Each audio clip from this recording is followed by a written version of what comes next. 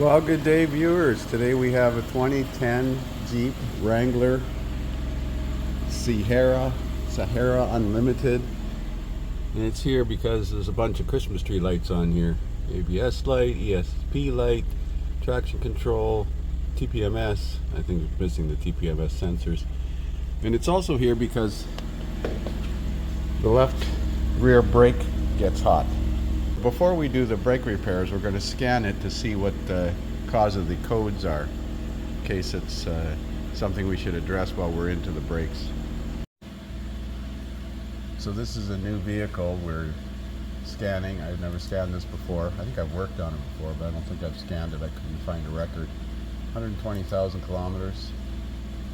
Display fitted systems. Let's do a code scan and see what the cause of all the lights is.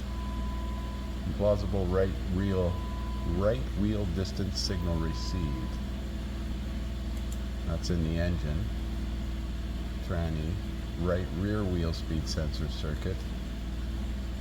So the engine codes and tranny codes, which are the same computer, are complaining about data from the ABS being implausible. The ABS is complaining about a right wheel speed sensor circuit.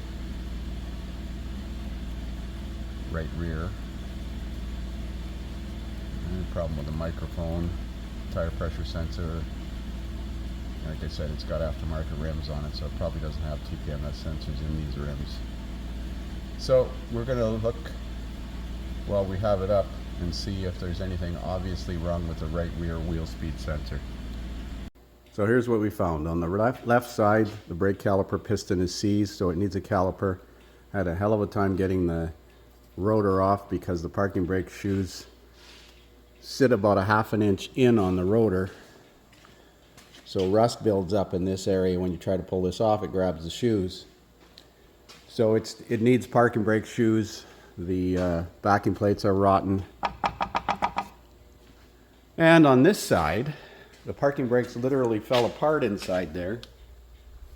And that's what damaged the wheel speed sensor and the reluctor, as you can see. The reluctor is damaged. Now the axle seal is also seeping a little bit on both sides, so it needs an axle seal.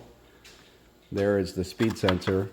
It got physically broken by pieces of the parking brake that fell apart and were grinding around inside there. She said she heard a noise, so I'm sure that's what it is. So I found that these backing plate assemblies with the parking brakes loaded are available from the dealer for a reasonable price. Now these axle seals require pressing the axle bearing off, so we better source a retainer and an axle seal and possibly a bearing.